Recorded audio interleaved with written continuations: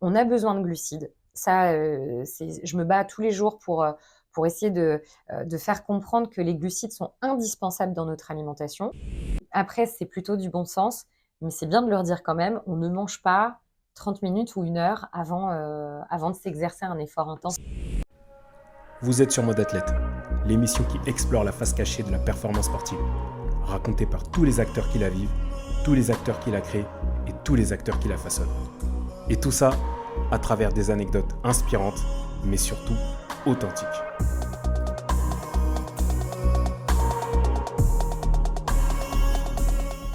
D'accord, alors c'est super intéressant. Du coup, moi, je me permets de rajouter, est-ce que pour toi, je sais qu'il y a des personnes, par exemple, avant une compétition, ne mangent pas peut-être 6 heures en amont. Est-ce que pour toi, c'est parce qu'elles ont un long temps de digestion? Est-ce que chacun a son temps de digestion particulier?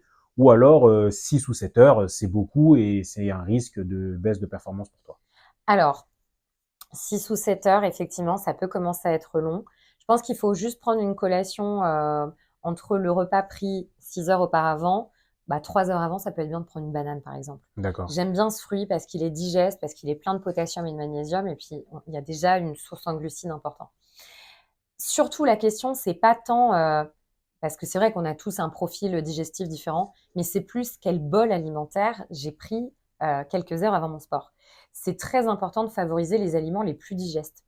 On D'accord. est vraiment sur des pâtes al dente, du poulet, du poisson blanc, des crevettes, pas trop d'apport en graisse et des graisses végétales. Ça peut être du lait de coco, par exemple. On est sur des laitages anti-inflammatoires sans lactose. Ça peut être le skyr, par exemple, qui marche très bien, ou le D'accord. lait matin léger en smoothie, en shaker. Mhm. La banane, qui est vraiment le fruit le plus digeste, ou encore les fruits rouges, la framboise, par exemple.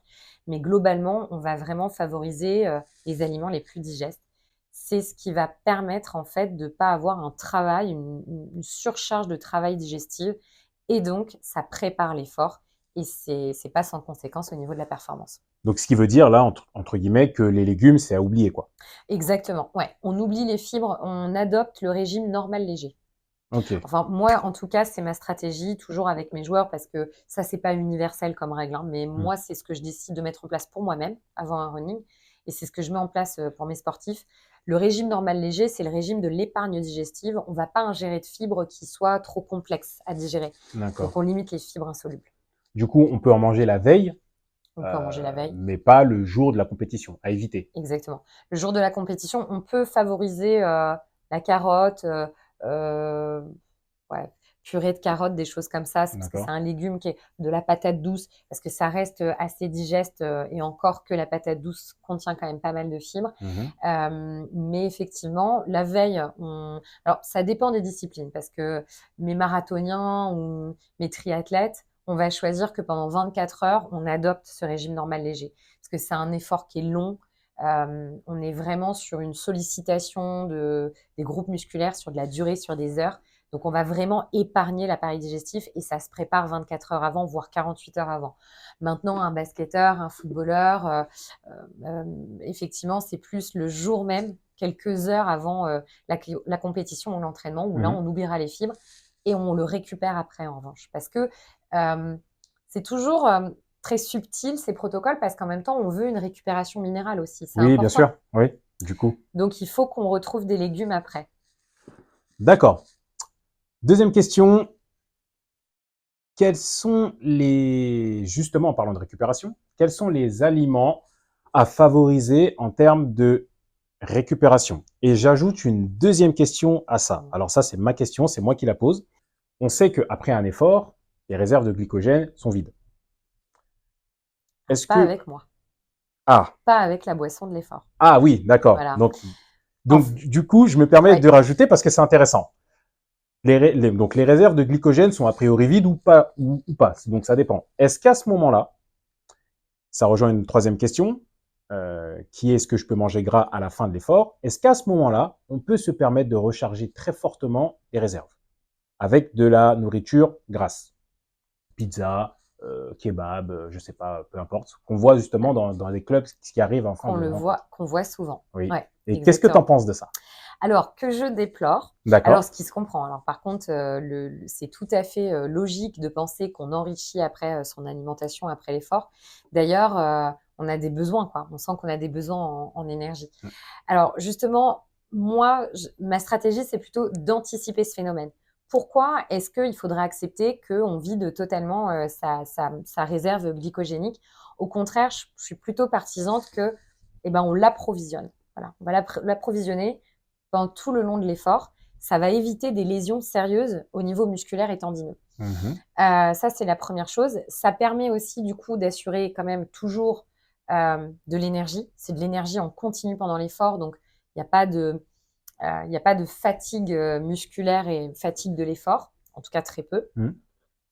L'autre chose, c'est que d'un point de vue biochimique, le fameux resucrage, hein, ce dont je parlais, les sucres rapides, Oui. quand ils sont métabolisés pendant l'effort, ils vont libérer de l'oxygène et de l'eau. Donc ça permet quand même de réoxygéner les sphères cellulaires et aussi de les hydrater. D'accord. Moi, je trouve que c'est surtout important pour la sphère cérébrale parce que c'est un tort que de priver le cerveau de cet apport glucidique. Donc, c'est bien de pouvoir et le réoxygéner et lui apporter l'énergie. Et, et du coup, ça va permettre de garder une intégrité musculaire. Ce qui fait D'accord. que après l'effort, Mm. on n'est pas affamé parce que on se sera approvisionné en énergie de manière continue. On évite la blessure. Et après, la recherche qu'on a, c'est vraiment des aliments riches en minéraux, récupération des fibres. Tu as quelques exemples? Alors, en fait, nous, ce qu'on va vouloir, c'est laitage, euh, légumes, fruits. Ok. On veut évidemment, à nouveau, je l'ai dit tout à l'heure, des glucides lents. Donc, dans un premier temps, on assimile des sucres rapides pendant l'effort. Je pourrais même donner la boisson de ma potion magique, enfin les ingrédients, pardon. Mm.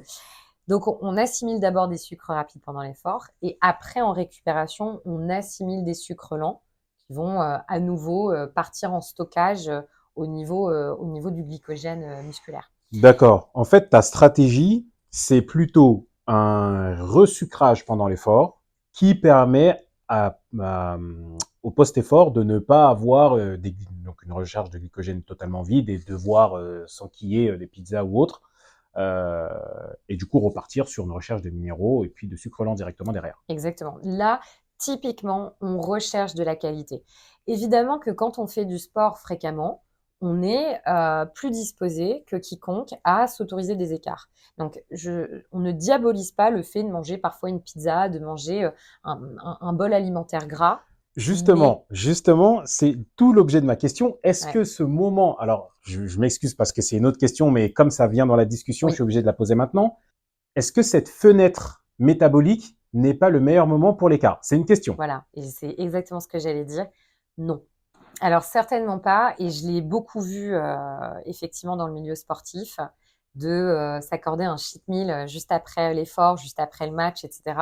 C'est pas franchement ce qu'il y a de plus judicieux. D'abord, la première chose, c'est que un des fléaux, je dirais, physiologiques qui s'opère chez un sportif dans son organisme, c'est le stress oxydatif. Quand on commence à fournir un effort intense sur la durée, on va peu à peu commencer à perdre en oxygène. Et donc, il y a un phénomène de radicaux libres, de stress oxydatif qui est inévitable, qui s'opère dans l'organisme. Le problème, c'est que des molécules comme les lipides sont extrêmement sensibles à cette oxydation. D'accord. Si on ingère des lipides avant, pendant ou après l'effort, parce qu'ils vont être circulants dans le sang un certain temps, malheureusement, c'est des molécules qui vont donc s'oxyder et par l'effet de l'oxydation, ces molécules, en fait, elles vont se désagréger et se poser au niveau de la paroi artérielle et veineuse.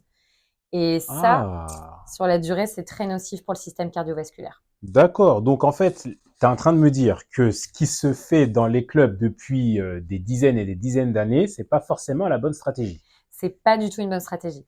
On peut bien sûr de temps en temps se l'autoriser parce qu'on se dépense, mais c'est pas après le sport, sûrement pas après le sport, qu'on s'autorise des repas trop riches en graisse, trop enrichi en sucre rapide et pas assez en minéraux. C'est super intéressant ce que tu dis. Alors, même moi, franchement, j'en apprends aussi. C'est super intéressant ce que tu dis parce que il y a une première équipe qui se dit, je vais pas manger quelque chose de gras.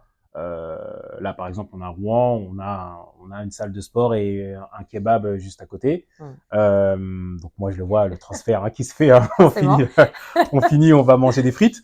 Donc il y a la première équipe qui se dit, je finis mon sport, j'ai pas forcément envie de manger gras parce que j'ai pas envie de perdre ce que je viens de faire. Il y a une deuxième équipe qui s'entraîne régulièrement, mais qui s'autorise cet écart à la fin de la compétition. Donc, quand la compétition ou le jour de match arrive, souvent les sports collectifs, le jour de match arrive, ok, j'ai fini le match, etc. Je suis exténué, je vais me faire plaisir. Bon, il y a aussi l'aspect psychologique, forcément. Bien sûr, la récompense. La récompense, exactement. Et donc, du coup, ce deuxième modèle-là, c'est quand même un modèle qui est fait dans quasiment tous les clubs. Hein. Oui. On a les fameux sandwichs à la fin, si plus est qu'il y ait des frites avec. Oui. Et là, donc aujourd'hui, tu es en train de me dire que c'est une mauvaise stratégie parce qu'il peut y avoir des dépôts de tissus adipeux au niveau des vaisseaux sanguins. Exactement. Donc pour le système cardiovasculaire, c'est très nocif. Okay. On a quand même... Après, je pense que la deuxième équipe, elle est forcément plus à l'écoute d'elle-même. Je pense que n'importe quel sportif, si on s'écoute, si on est très attentif à la fin de notre effort, on a besoin d'aliments hydratants. On a besoin d'aliments sains. À chaque fois que je finis un running, j'ai envie d'un demi-avocat, un poisson cru, des crevettes, un petit riz bien cuisiné, bien mariné, etc. Du fruit frais. C'est du bon sens. Et puis vraiment, si on s'écoute bien, c'est vraiment ce que le corps réclame. Et oui, c'est important. Et l'autre fléau, je dirais, physiologique chez le sportif, c'est la perte minérale. On a une perte minérale qui est extrêmement conséquente. Il ne faut pas la négliger. Donc, notre stratégie, encore une fois, c'est d'anticiper cette perte. Ça veut dire boire avant, boire pendant, boire après. Mais cette eau exogène, elle n'est peut-être pas suffisante. On a peut-être besoin aussi d'apports alimentaires pour compléter les apports en eau. Et c'est là que nos légumes, nos fruits, nos laitages vont être extrêmement importants. Pourquoi pas d'ailleurs s'offrir des soupes, hein, un gazpacho, poivron, tomate après le sport, ou un petit velouté de courgettes, etc. Des choses qui vont nous réhydrater instantanément. Encore une fois, si on prend le cheat meal, on va ne pas assimiler l'apport en minéraux dont on a besoin. Donc, on va sans cesse nous déminéraliser. On a donc cet apport en graisse qui n'est pas approprié. Et en plus, le problème qui va se poser avec cette non-récupération minérale, c'est qu'à force, on a, à tous les coups, on va avoir des blessures tendineuses, des traumas articulaires, des traumas aussi musculaires, etc. Donc, du coup, souvent, hein, c'est tous les sportifs qui ont en plus des sportifs entre 20 et 25 ans qui vont avoir des problèmes de tendons, j'ai déjà ma réponse. Je sais que les apports en minéraux, ils ne sont pas suffisamment respectés. Et particulièrement, ce repas après l'effort, il va être décisif. D'accord. Ok, c'est super intéressant. Du coup, pour toi, quand est-ce qu'on peut s'autoriser un écart, si on peut s'autoriser un écart? Bien sûr. On peut s'autoriser 2 repas écarts par semaine. Et du coup, le plus espacé possible de l'effort sportif. Pas la veille d'une compétition, pas le soir même après une compétition. Le lendemain, c'est possible. Tant qu'on a assuré sa récupération hydrique et alimentaire après l'effort, si le jour d'après, on ne pratique pas de sport, là, on peut commettre un écart, pourquoi pas. D'accord. L'autre sujet aussi, on en parle moins, mais c'est un sujet, ça dépend des disciplines, c'est la prise d'alcool juste après le sport. Il faut faire très attention parce que ça aussi, ça a tendance à être un petit peu parfois banalisé. Bien sûr, ce qui totalement. se comprend à juste titre parce que c'est convivial, etc. Sauf que, même chose, ça n'est absolument pas judicieux de consommer de l'alcool juste après parce qu'on est vraiment dans une récupération d'eau, récupération de minéraux, que l'alcool a un poids moléculaire qui est plus lourd que le poids moléculaire de l'eau. Donc, ça va forcer la fuite de l'eau et donc, on va se déminéraliser encore plus. Et c'est la même chose avec nos sodas, comme le coca par exemple, qui a des tas d'agents d'acides qui sont des puissants déminéralisants et qui vont contribuer aussi à perdre nos minéraux et à forcer la blessure sur la durée. D'accord, donc tu es en train de me dire que le fameux sandwich Coca, juste À après. bannir. C'est mort. Et peu Ok, importe que ce soit vrai Coca ou Coca zéro, c'est vraiment la recette de tous ces agents chimiques ouais, qui sont vraiment antinomiques avec la récupération osseuse et la récupération musculaire, quoi. d'accord, ok. Ah bah ça fera, je pense que ça fera plaisir à certains d'avoir, je sais pas si ça fera plaisir, mais en tout cas, les informations que tu donnes sont vraiment capitales pour le coup. Ouais. Je vais enchaîner avec une autre question Mm. sur les protéines. Oui. Les protéines, on parle beaucoup de protéines sur le fait de développer du muscle. Souvent, c'est ce Mm. qu'on entend dans le langage courant. Mm. Et des régimes, du coup, hyperprotéinés. Est-ce que pour toi, les régimes hyperprotéinés sont la clé de la réussite? Non. Et ça, c'est ce que je défends depuis des années. Euh, il faut toujours bien comprendre de quoi est constitué un muscle pour aussi euh, analyser de quoi il a besoin. Un muscle, c'est des protéines, c'est vrai. Les protéines sont un peu la charpente musculaire. Mhm. C'est vraiment, ça forme la structure. Et ensuite, c'est composé de beaucoup d'eau, c'est beaucoup d'eau en stock. Et ça contient ce qu'on appelle le fameux glycogène. Il n'y a que le muscle et le foie qui sont capables d'avoir leur propre réserve d'énergie, qu'on appelle le glycogène.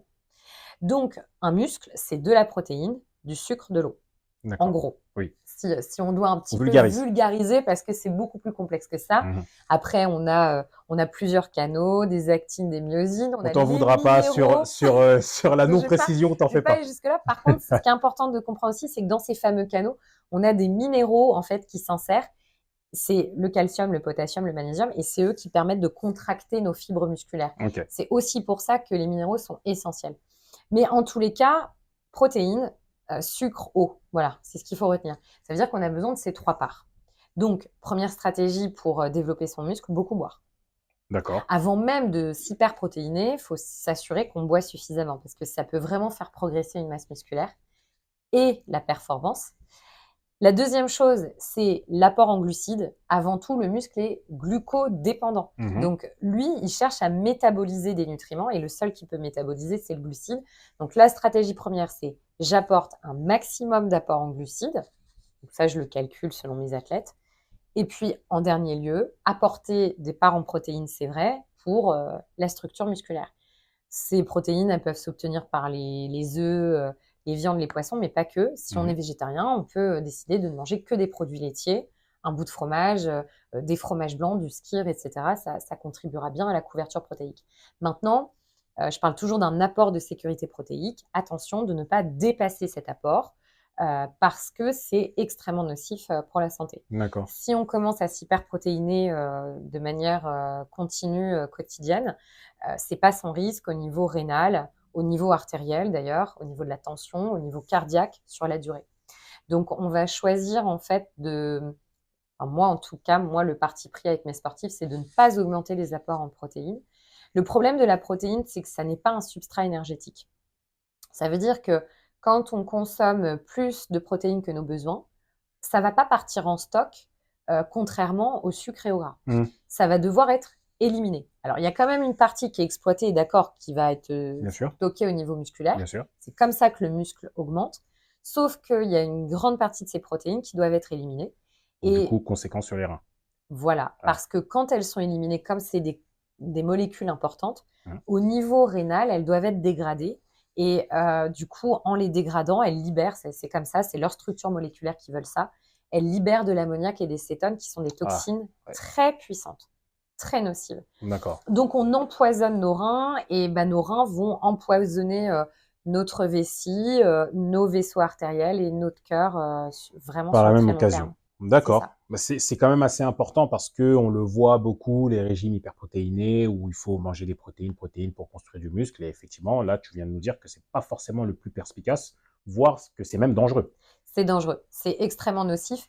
Et malheureusement, aujourd'hui, on n'a pas assez de recul, mais on verra d'ici 10, 20 ou 30 ans des sportifs qui ont usé de ces régimes hyperprotéinés. On verra Le résultat. le bilan sanitaire, mais je parie pour un bilan qui ne sera pas très heureux. C'est extrêmement cancérigène aussi, ces toxines, hein, donc c'est aussi des apparitions de cancers précoces. C'est des sujets dans la vingtaine qui peuvent être pris en charge par des urologues aussi, qui peuvent avoir vraiment des troubles uraux à cause de ça. Ok. Donc, il faut faire très attention. Et je trouve que malheureusement, on ne met pas assez en garde les sportifs avec ces régimes hyperprotéinés. Donc, évidemment, on va couvrir l'apport en protéines, mais attention, c'est subtil, c'est dans des parts qui restent raisonnables. Et du coup, juste pour terminer sur cette question, ensuite on bascule sur une autre. Qu'est-ce que tu penses du coup des produits hyperprotéinés? Alors, pas forcément qu'on en prenne toute la journée, mais Ouais. qu'est-ce que tu penses, je sais pas moi, d'une barre, au moment d'une collation ou quelque chose comme ça? Est-ce que c'est problématique ou à l'inverse, est-ce que c'est judicieux? Qu'est-ce que tu en penses? Moi, en fait, si tu veux, je trouve que c'est dommage de consommer des aliments trop transformés. Donc, on a toujours plus intérêt dans l'après-midi de prendre un Skyr plutôt qu'une barre protéinée, tu vois. Pourquoi pas? Pourquoi pas s'offrir des protéines par des sources Brut. brutes, les moins transformées. Mm. Ça, c'est la première chose. Après, tout à l'heure, je disais que pour moi, je trouve que le meilleur anabolisant et l'anabolisant musculaire le plus sain, c'est l'insuline. Faut savoir que les seuls anabolisants au niveau protéique, c'est 3 acides aminés, les fameux BCAA. Oui. C'est les seuls qui interviennent dans l'anabolisme. Donc, c'est la leucine, le zoleucine et la valine. Donc, moi, ce que je préconise, si on a envie d'avoir des compléments pour assurer mieux sa perf et sa récupération, c'est de prendre une boisson donc énergisante au départ, on se resucre, on boit, et ensuite, à la fin de l'effort, on peut assimiler des BCAA, pourquoi pas, ça va mieux anaboliser. En fait, l'insuline, c'est vraiment l'ouvrière, et c'est vrai que l'ouvrière, si elle a des petits outils, ces fameux 3 acides aminés, peut-être qu'elle est un peu plus performante si elle travaille avec des outils, donc on peut pourquoi pas s'aider des BCAA. Mais pour le reste, les grandes chaînes de whey, les grandes chaînes d'acides aminés Oui. qu'on absorbe n'auront aucun intérêt. D'accord. Bah, c'est super intéressant pour le coup. Je poursuis avec des questions qui sont revenues par beaucoup de footballeurs Ah. qui ont demandé quels sont... Alors, j'ai un peu transformé la question parce qu'il y en avait beaucoup et ça partait un peu dans tous les sens, mais globalement, c'était quels sont du coup les macronutriments, donc on parlait de macronutriments en ce moment, les plus importants pour un footballeur. Ouais, alors je pense que là, on a déjà des éléments de réponse par rapport à ce que j'expliquais, parce que donc je n'aime pas qu'on valorise Voilà. Je plus. me permettais de poser la question quand même. Pour moi, on peut pas valoriser plus un nutriment qu'un autre.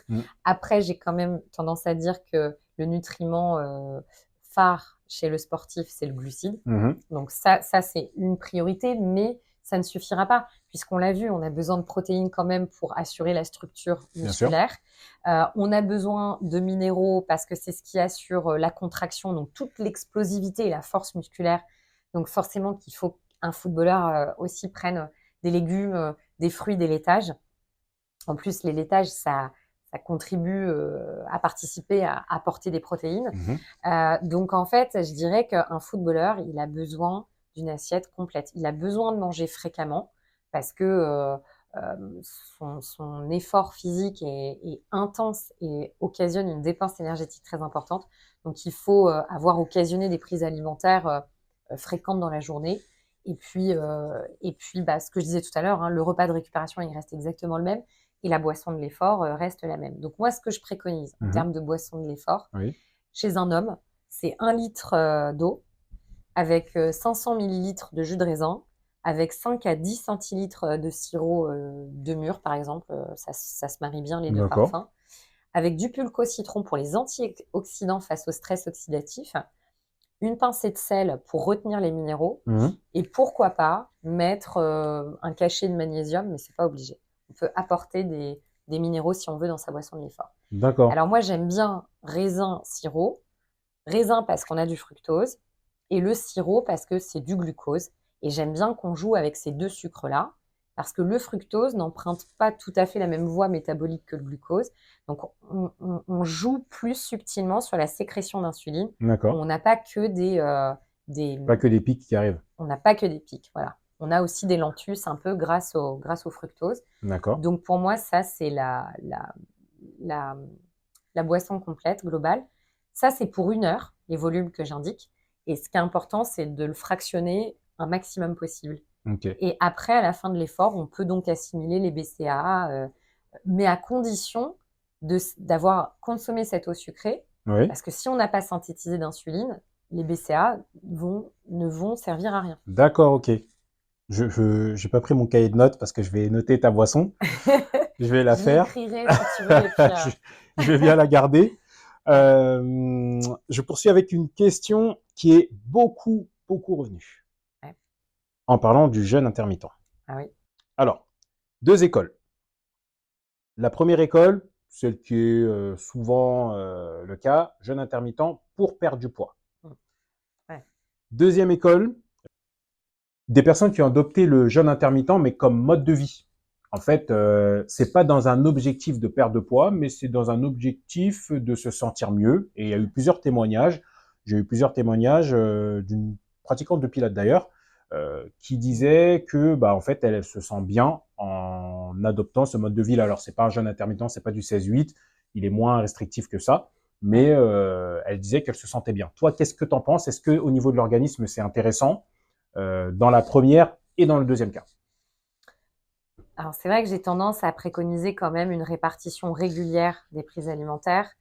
Le problème du jeûne, enfin, le jeûne intermittent, le risque, ça peut être d'être affamé, parce que pendant des heures, on se prive de manger. Donc, j'ai toujours peur de la relation qu'on va avoir avec l'alimentation derrière. Est-ce qu'on va se précipiter? Toute la question de mâcher, prendre le temps, s'écouter, est-ce que c'est pas biaisé? Et puis est-ce qu'on manque pas d'apport énergétique? Alors surtout si on fait du sport, se priver de manger le matin, est-ce que c'est une bonne stratégie? Parce Mhm. que c'est une part calorique, euh, voilà, qu'on soustrait et qui va peut-être altérer nos performances. Après, ça rejoint ce que tu disais tout à l'heure, c'est qu'il y a des personnes qui se sentent beaucoup mieux à se priver de manger pendant 5 à 6 heures avant un effort sportif. Et ça, c'est vrai. Et moi, ça peut m'arriver si j'ai prévu de faire un long running. Je vais D'accord. avoir beaucoup plus d'aisance si vraiment pendant 4-5 heures, j'ai pas mangé avant. Donc, on peut peut-être avoir un jeûne très intermittent, mais en milieu de journée, en fait.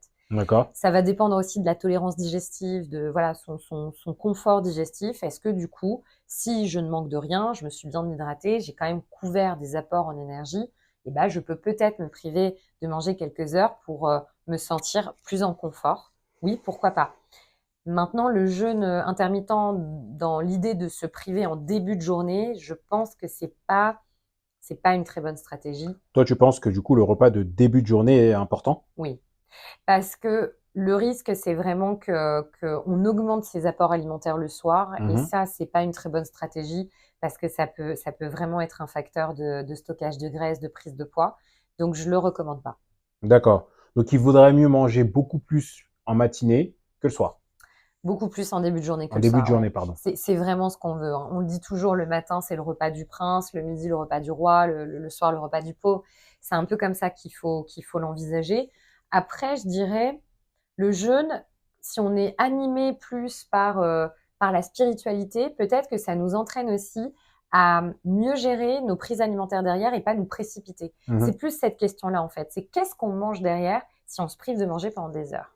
Quelle est notre relation à l'alimentation, en fait? Est-ce que vraiment c'est une privation qui nous met en difficulté et derrière on va se jeter sur la nourriture?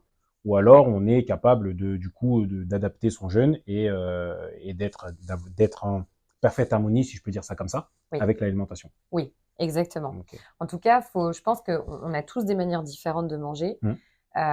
Et ce qui compte, c'est effectivement que ça nous apporte un confort, une bonne relation avec l'alimentation et d'être serein et en paix chaque jour.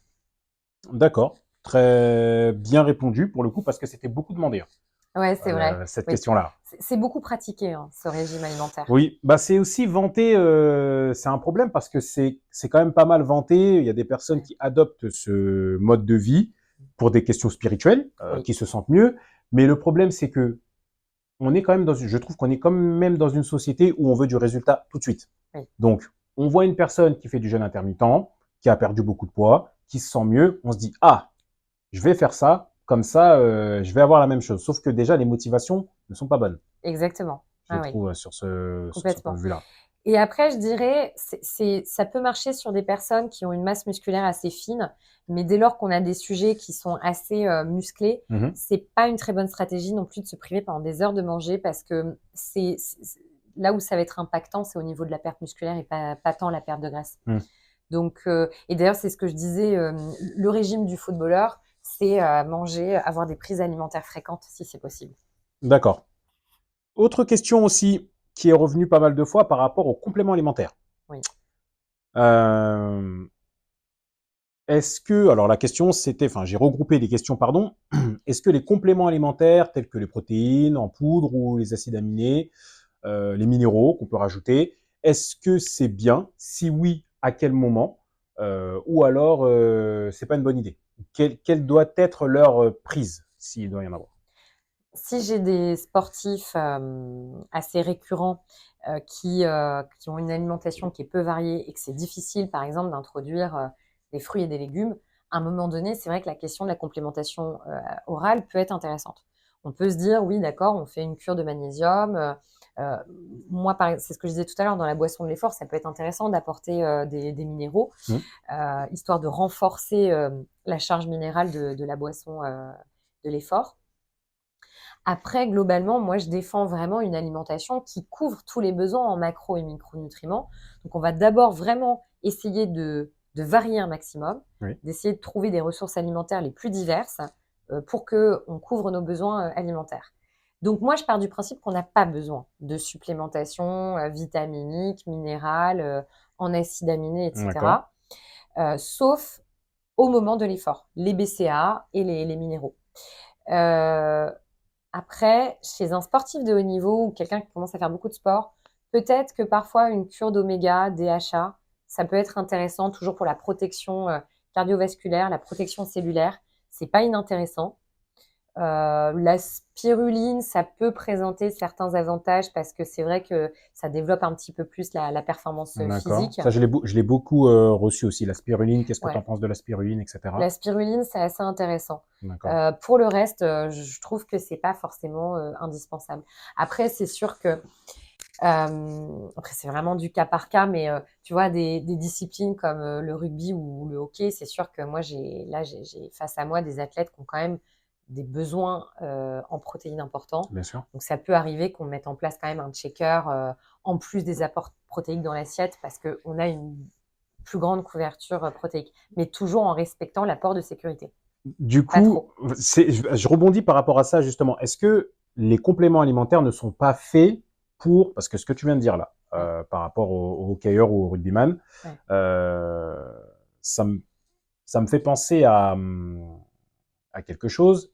Je me dis, est-ce que les compléments alimentaires ne sont pas faits pour les personnes qui ne peuvent plus, après avoir recherché toutes les méthodes brutes, d'alimentation brute pour recouvrir aux besoins, minéraux, macronutriments, etc., est-ce que justement elles ne sont pas faites pour ça? Pour quand il y a un effort important qui est demandé, bah là, j'ai utilisé toutes mes possibilités d'alimentation brute et je me dirige sur des compléments alimentaires et non pas supplémenter un repas. Complètement. Ben moi, je me souviens d'un sportif qui faisait du crossfit qui était vraiment incapable de manger des fruits. Vraiment, il avait une aversion, c'était impossible. Là, effectivement, on avait mis en place de la complémentation en magnésium, une complémentation de fond au quotidien parce que ça me semblait important, parce que peut-être que seule l'hydratation ne couvrait pas tout à fait les besoins. Donc là, oui. Si vraiment la première démarche, c'est les apports alimentaires, et si vraiment on ne peut pas les occasionner, et ben dans ce cas, on a recours à d'autres substituts. Mais ce qui est intéressant dans l'alimentation, c'est qu'il y a un tel panel varié que en fait, les substituts alimentaires, on va les retrouver. Et j'en parlais tout à l'heure, j'ai plein d'athlètes qui sont végétariens. C'est pas du tout un problème parce que on va retrouver des protéines animales autrement, les laitages notamment, ou alors tout un complexe d'acides aminés entre les féculents et les légumineuses qui vont nous apporter des protéines aussi assez biodisponibles. Donc moi, je pars du principe que on a toujours des ressources alimentaires possibles. Donc, dans l'alimentation brute, on peut retrouver tout ce dont on a besoin. Oui, bien sûr. Est-ce que je peux te te donner l'occasion de passer le mot de la fin parce qu'on arrive à la fin de l'entretien. Je te laisse le mot de la fin. Est-ce que tu as des conseils, une recommandation à donner? Tout ce que tu veux. Je te laisse quelques minutes pour t'exprimer. Bah, d'abord mes fameux 4 piliers parce que vraiment j'insiste quoi, boire, bouger, mâcher, varier, c'est important. C'est ce que je disais tout à l'heure, se questionner un peu chaque jour en se disant est-ce que j'ai respecté mes 4 piliers aujourd'hui? Mmh. Et puis aussi toutes nos écoutes sensorielles. Est-ce qu'on est fatigué? Est-ce qu'on manque de sommeil? Est-ce qu'il faudrait se coucher plus tôt? Est-ce que je suis assoiffée? Est-ce que voilà, j'ai besoin de boire ou là c'est assez? Donc ça, c'est le premier conseil. Après, essayer de s'éduquer dans le fait de limiter les produits transformés. On peut apprécier les gâteaux, mais pourquoi pas les faire nous-mêmes Mmh. que de prendre des gâteaux du commerce. On peut très bien avoir recours à des légumes surgelés, mais non préparés, qu'on transforme nous-mêmes en poêlés, etc. Bien sûr. Donc, essayer de nous dire, bon bah voilà, je varie mon alimentation avec les aliments les moins transformés parce qu'aujourd'hui, c'est ceux-là qui sont assez néfastes et qui sont nocifs pour la santé. Et puis ensuite, bah, se questionner toujours sur comment est-ce qu'on bouge. Je pense que là, c'est la question la plus majeure aujourd'hui dans Oui. notre époque, Oui, dans nos oui. sociétés occidentales. Mmh. Pour moi, c'est le sujet le plus important. On devient de plus en plus sédentaire. Ça devient un vrai problème de santé. Surtout que le télétravail, c'est évidemment pas inintéressant pour les employés de télétravail, mais Mmh. ça a peut-être aussi poussé, occasionné plus de sédentarité encore. Donc attention, plus que jamais, éduquons nos enfants à faire du sport et nous-mêmes, habituons-nous à faire du sport tout le temps. Il y a encore beaucoup de croyances autour de ça. Je rencontre des femmes, je remarque qu'il y a des générations de femmes qui, longtemps, ne se sont pas senties concernées par la pratique du sport parce qu'on les a isolées de l'idée d'en pratiquer. Bien sûr. Donc, nous tous, bouger. Alors, ça ne veut pas forcément dire faire un sport pur, une discipline traditionnelle pure, mais Mmh. c'est tout simplement de se déplacer à vélo, de marcher, de faire une activité aquatique, etc. Il y a plein de choses à faire. Mais ouais, réfléchir à comment est-ce que l'on bouge. Et je dirais que le quota minimal, c'est d'exercer 8000 pas par jour. Je sais pas ce que tu en penses. Tu dirais quoi, toi? Moi, je suis plutôt aligné avec ce que tu dis, dans le sens où il y a un vrai problème sur le fait que pendant très longtemps, on a laissé penser que des personnes ne pouvaient pas ou ne devaient pas faire du sport. Et moi, j'irais même encore un peu plus loin, dans le sens où, alors, je rejoins la nutrition, effectivement, avec tout ce que tu nous as apporté aujourd'hui. Je pense que les réponses ont été dites. Mais sur l'activité physique, Mm. je pars du principe que il faut planifier sa semaine Mm. C'est en ce que je dis plaçant des toujours. séances de sport au même titre que le repas. Exactement. Ça doit être vraiment une priorité dans la journée parce que très souvent, la, la, la, la, la réponse qu'on nous donne, c'est j'ai pas le temps. J'ai pas le temps parce que c'est une activité annexe pour toi. Mais si tu la places dans ton agenda à tel moment de la journée, tu vas trouver le temps. Exactement. C'est toujours ce que je dis. Ça doit être aussi important que les rendez-vous professionnels qu'on note sur nos agendas. Exactement. Et bah, ça doit pas passer à la trappe. On doit l'inscrire. Moi, à chaque fois, le week-end, je regarde ma semaine et là, je pose mes séances de sport. Je les inscris sur mon agenda. Mhm. J'ai pas le choix. Je n'y déroge pas. J'y vais. Et ça, c'est important parce que le fait de l'inscrire, tout de suite, c'est un autre état d'esprit. Ça veut dire qu'on est décidé, on Mhm. va le faire. Et puis après, de toute façon, après plusieurs semaines et plusieurs mois de pratique, on peut jamais s'en passer. On n'a qu'une hâte, c'est l'exercer et le faire. Et puis c'est vrai, c'est ce que tu dis. Alors ça, c'est une phrase que j'entends tout le temps qui me fait sourire quand on me dit, mais moi, je suis pas fait pour le sport. Alors moi, vraiment, je ne suis pas faite pour le sport. Bon, alors on va analyser juste 2 minutes votre corps humain. Tout est fait pour faire du sport.